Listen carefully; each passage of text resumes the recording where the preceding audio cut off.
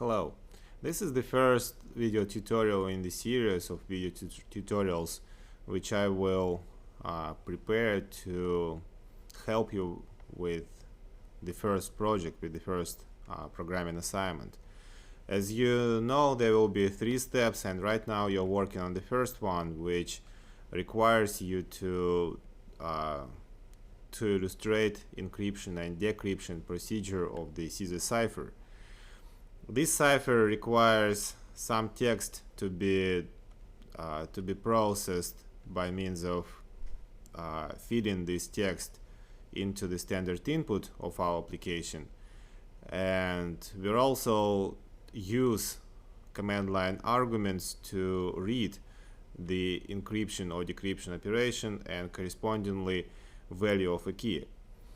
So I will not be illustrating use of standard input because this is quite standard technique, and I believe you may find many other tutorials in the internet that discuss this topic. What I want to do today is to illustrate the use of command line arguments.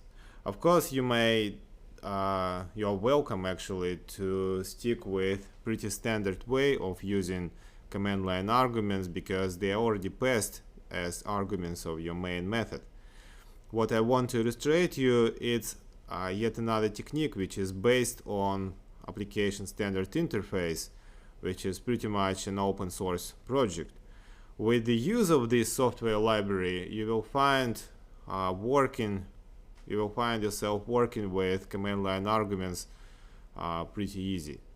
So let me first start from downloading the project which I posted in detail already. So this project is actually has everything written in there, and this will be a good starting point for our development.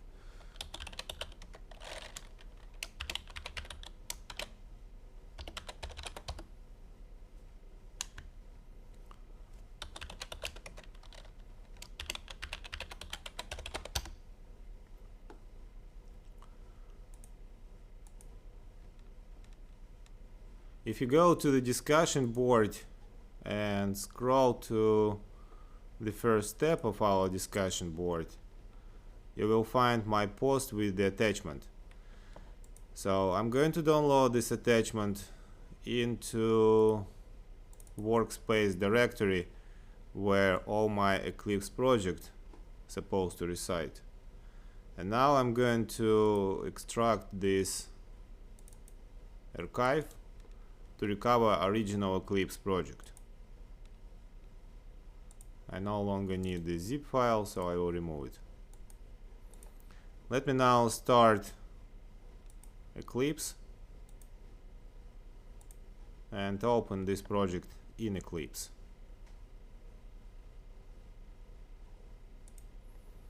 If you use NetBeans, you might need to repeat the steps with the small difference. But in any case, what you want to do, you want to import existing project into your workspace. Maybe in NetBeans it's called differently, but at some point you want to point to the directory with the project and finish the import activity. What we have here is the CLI API, which was introduced by Apache Commons. I'm going to show you this on the website, and pretty much our demo Java program. So let me first show you where you can find more information about Apache Commons CLI interface. So you simply want to search for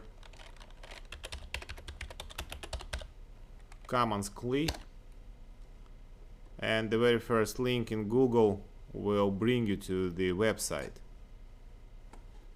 The only problem with this resource is that there are several versions of this API, and versions and the way how they are documented in many places appear to be in contradiction. For example, they say that version 1.2 is the current release. In fact, the documentation, especially the user guide, refers to some scenarios and some illustrations which are prepared not with the version 1.2 but in fact with 1.3. So if we want to find for example release of 1.3 API, we cannot find this on the main web page. So what I did, I searched in their repository, in the subversion repository, and downloaded the source codes for this API, for the API of version 1.3. And I did this mainly for you to be able to use the documentation, which is nicely written and pretty much shows all the features of this API. So in our project, what you have here is a directory tree with Java files which represent Commons CLI API of version 1.3. So you don't need to download anything, you don't need to do anything. You just want to use this set of source files and start your own project in the same, start your own development in the scope of the same project. So that's what I do. If you want to base your own development on my example, you're very welcome.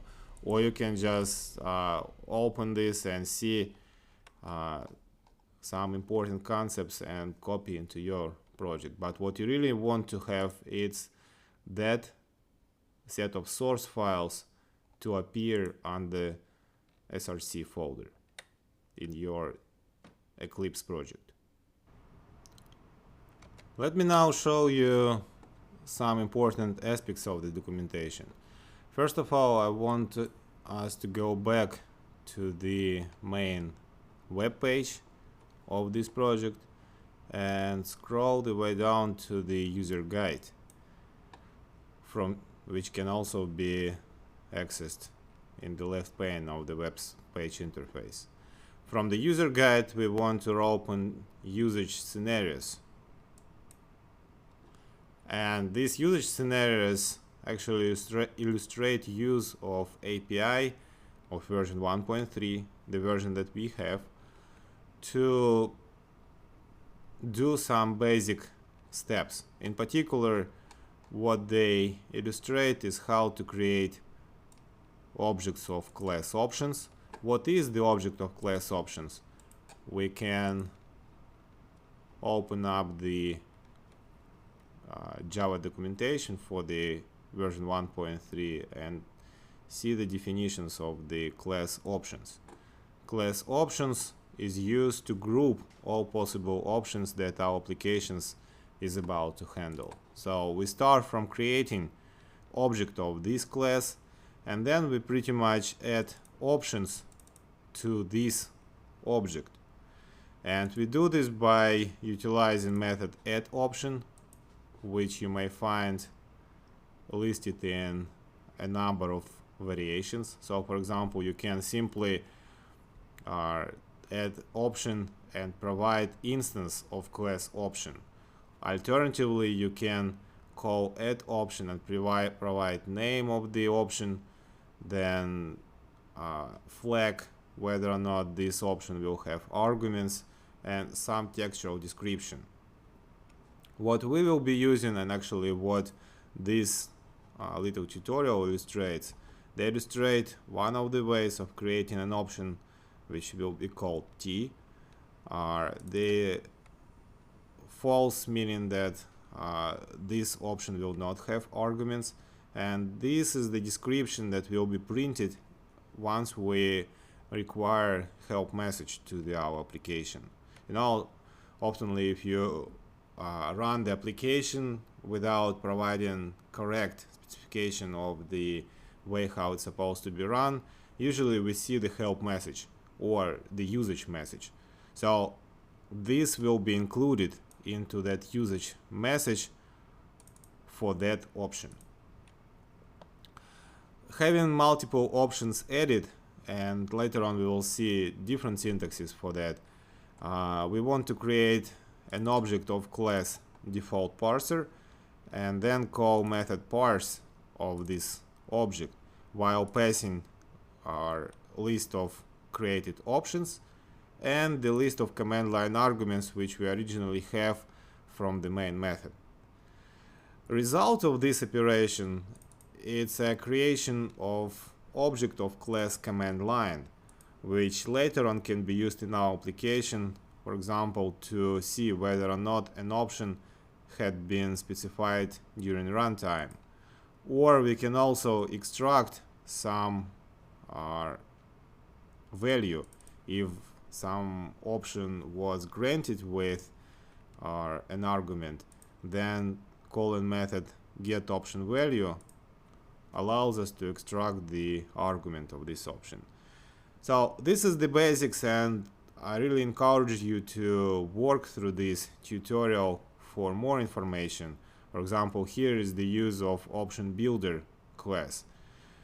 One thing that I want to warn you about is that for some reason when they were writing this documentation or this tutorial, this part of the tutorial uses syntaxes of API version 1.2, not API version 1.3 that we are working with. For example, what we can see here on top of the document is based on API version 1.3, and then at this point they illustrate use of API version 1.2, which is the previous version.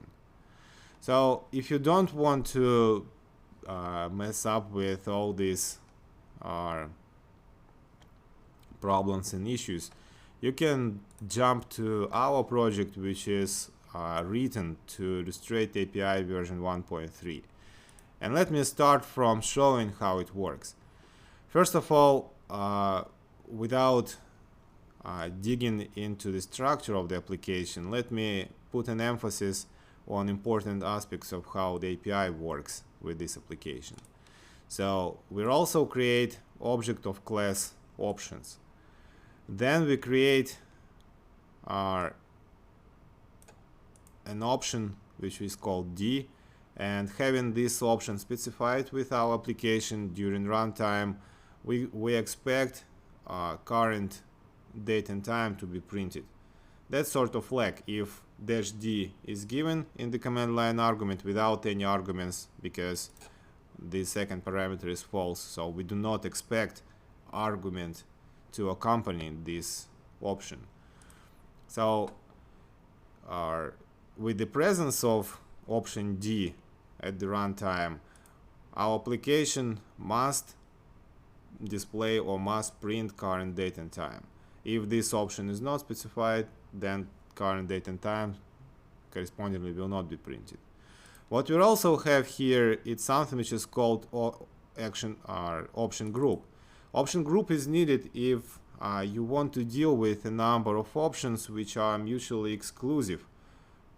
So, for example, when you'll be doing your Caesar cipher, you cannot do encryption and decryption at the same time. These two actions are self-exclusive. So in this case, we want to create a group. I called it action group. And then we want to call two options into this group. For example, I use the syntaxes add option, then option builder. Pretty much this is nothing more but to build up an option in a group. So my group will list those options, assuming that only one options in the group can be active. And then I instruct my program that action group, at least one of them has to be specified. In other words, my action group is required, and then I add this action group to the list of my options. Finally, I do the same. I do creation of the parser object, and I called method parse with respect to the defined options and with respect to the arguments of the command line which were passed to my main method. In case of problems, in case that parse method throws an exception, I catch this exception and I'm printing out the help message. So to print help or usage message, I just need one line of the code, and this is the beauty. Let me now illustrate how this program runs and what should we see while it is working. In the meantime, I want you to remember that we have one option D, which is optional, and then either V or W option to be, by the way, accompanied by an argument. Both of them must be accompanied with the argument. So either one of them must be specified. If we run the application without V or W provided, then error message or the help message will be printed. If both of them are listed, help message will be printed. And now you will see this in the action.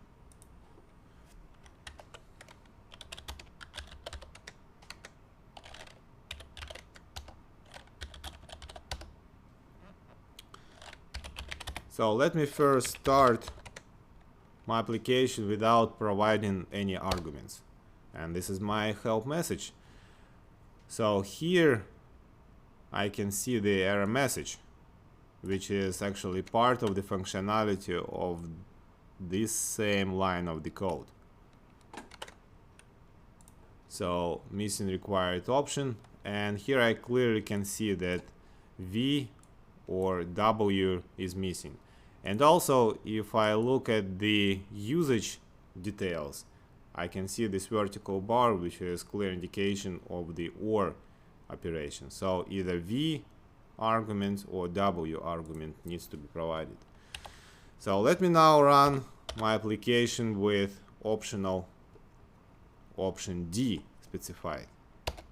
Still, I'm seeing the same error message because neither V nor W were provided. So if I run my application, for example, with -V command line option, again, I'm seeing the error message, but the message is different, missing argument for option V. Only if I provide some arguments, for example, number 34, my application will start and successfully will handle that -V command line option was specified and it has the argument.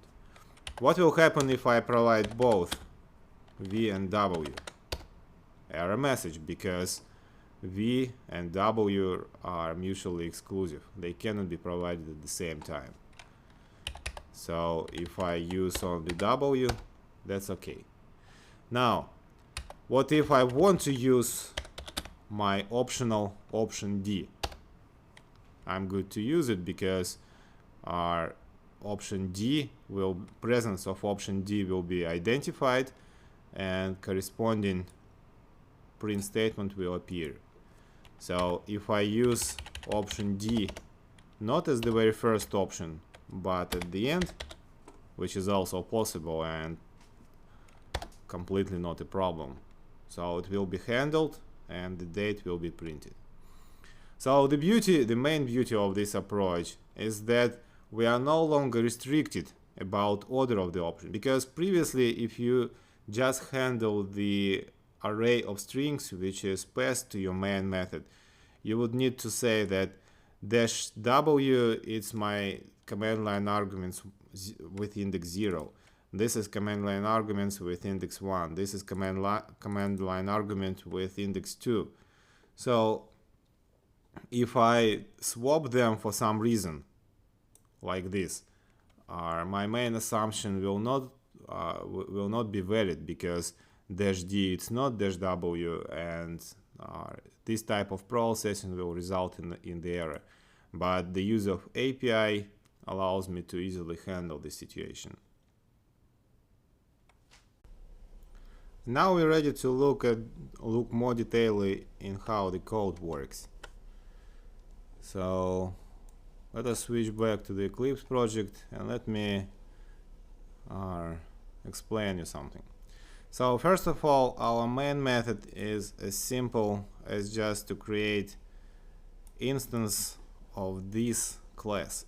So if you notice, our Java file is comprised only from one class, and this class is called CLI demo.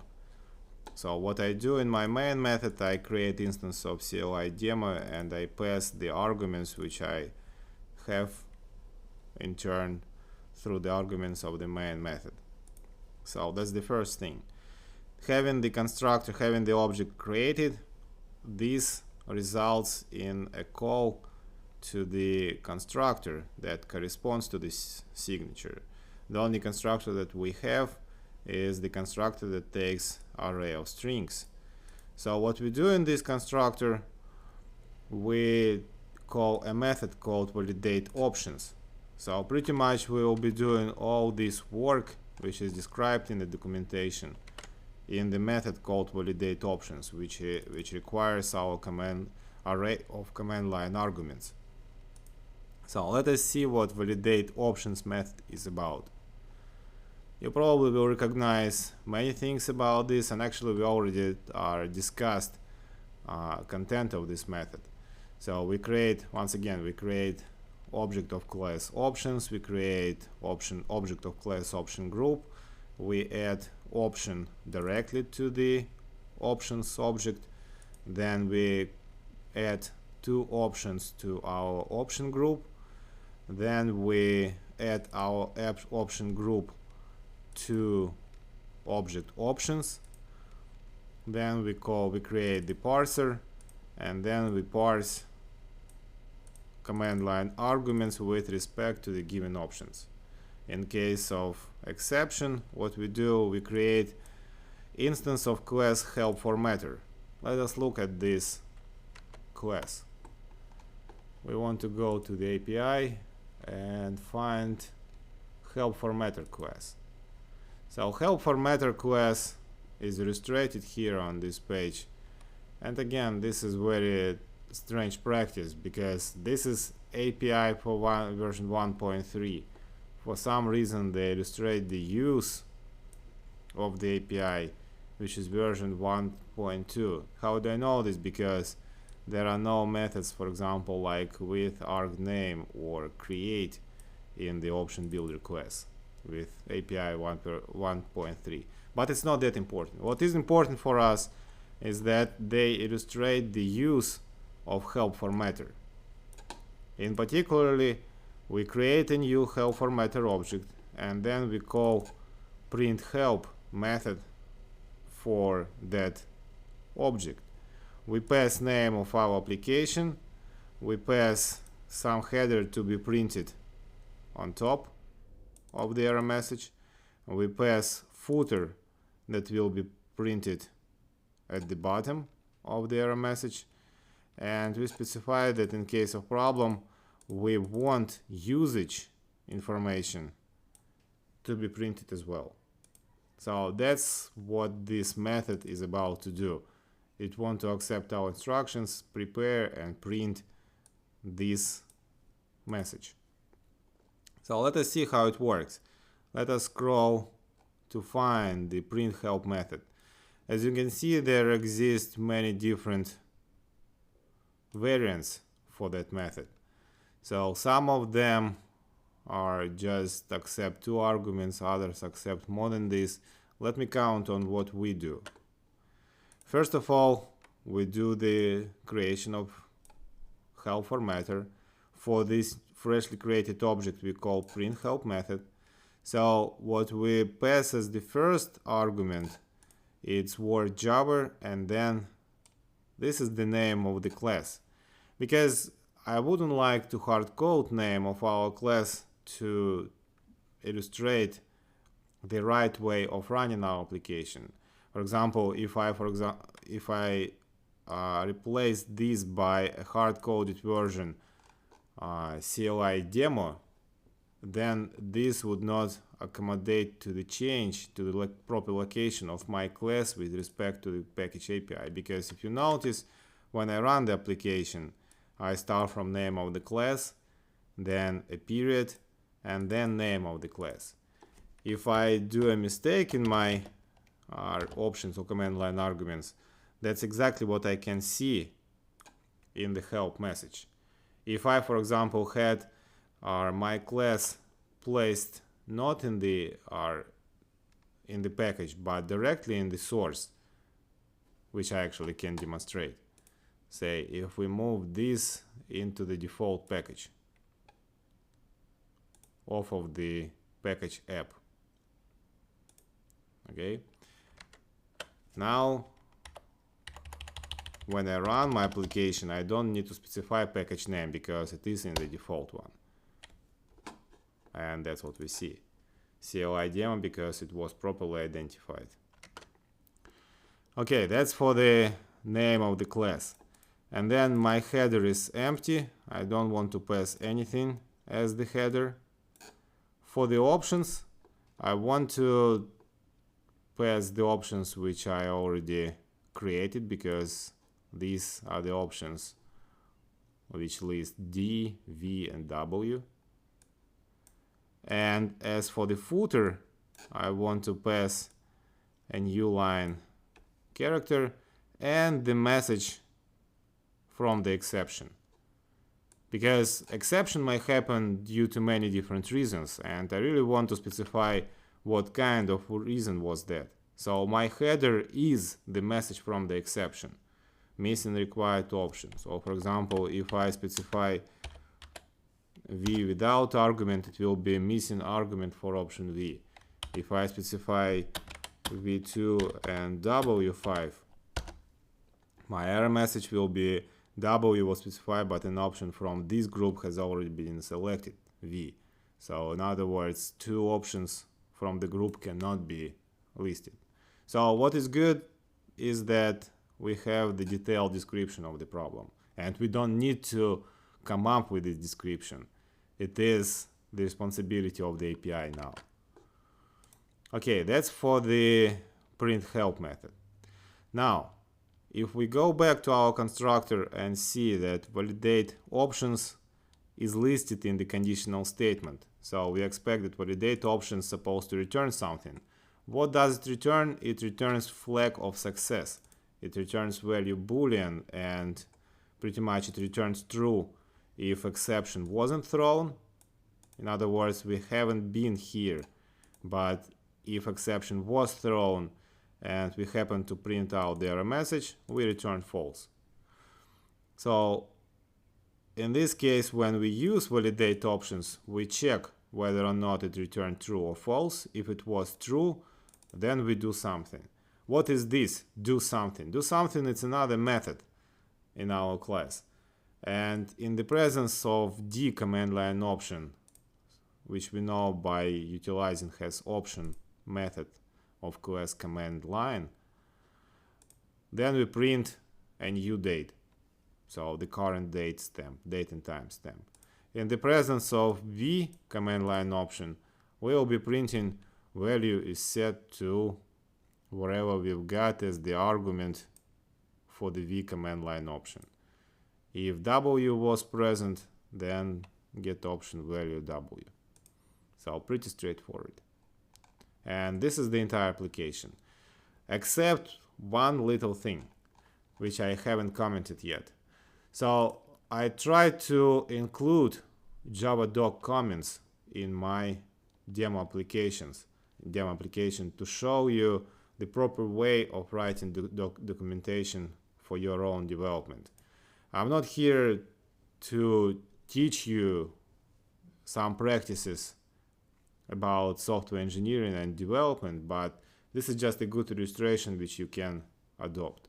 For example, every object, every part of our source code can be attached with a special type comment, which later on can be included into the API documentation.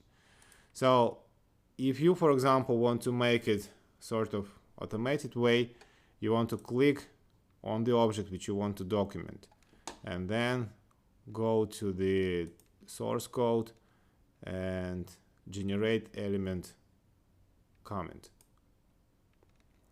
So for example, if this is the class, then author field will be specified by default. What about format of these comments. Format of this comment must satisfy Java doc specification.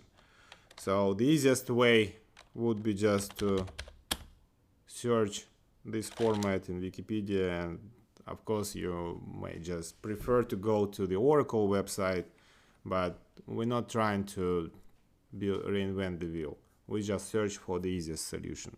And the easiest solution is to look for the JavaDoc article on the Wikipedia page. What it shows, mainly important for us, is the list of tags which we can utilize. And here is the rule of thumb. You want to specify a general description which can be a multi-line description. Then you want to provide an empty line for the separation, and then list of tags. For example, this comment is for the class, and this is the description of the class, and this is the list of tags, in particular author and version. And probably I could specify tag since, which allows me to describe when the functionality was introduced first time in this package, and some other ones. Obviously that for the class level it doesn't make sense to include return tag, it doesn't make sense to include param tag, because they are not present there. But optional author and version looks good to be used. And then we, for example, for the private data field CMD, which we assign in the validate option method, we provide the description. For the validate option, again, we provide a general description, and then the only parameter description that we have, and what is returned by the method. So for example, it is a Boolean flag indicating whether past options valid or not. Same for all other methods. How this helps me to compile the documentation? So the answer is easy. You just add those comments and then go to the project properties and click generate Java doc. So in Eclipse probably it is slightly different than in NetBeans. This is Eclipse IDE, but I am pretty sure that in NetBeans you also will be able to find similar menu item. So what you do, you first of all specify what part of your source tree is going to be considered for the documentation generation. We want to generate it for the app package.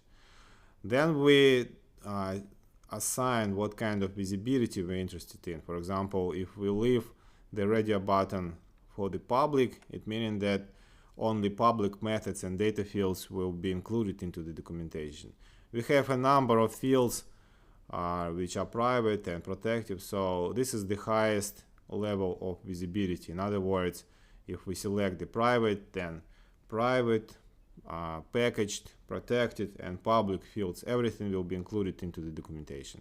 So just choosing one of them, you specify what will be the visibility of your documentation. Either all public or public and protected if you choose this, or package public and protected, or everything if you leave it here. And then you provide the destination for your documentation. Say, in my case, I already have the folder with the document, so let me provide it. It will be CLI test docs, but you can actually place documentation in any location of your hard drive. Then you just hit finish and okay, and confirm the override. Let us now go to explore a result of this document compilation. We can see the folder, and this folder has in particular index.html. So we run it in a web browser, and that's the documentation for our for our project. So what we can see here, package app, it has the only one class, CLI demo. This is the description that we provided. If we open up CLI demo, then we can see summary of the fields, constructor summary, we have the only constructor, and then summary of all methods. You can actually provide references from the description all the way down to some particular method. For example, our constructor description refers to method do something as listed here. And if we click here, we're going to open the same location of our page, which corresponds to do something method. So that's the basics of Java docs, and you may find more about Java docs on the Oracle website, on some other resources, but I really want you to adopt this practice, because this will help you not only to develop working applications, but also to develop properly document the applications, and this is a good thing to do. And lastly, I want to mention that you are welcome to provide any feedback to this video tutorial. Use the discussion board for this feedback, and for later steps of this and other assignments, I plan to do the same. I plan to record a little video tutorial so you can benefit from having some good practices about development. So let me know if you have any questions, and I will be more than happy to answer them. Thank you for watching.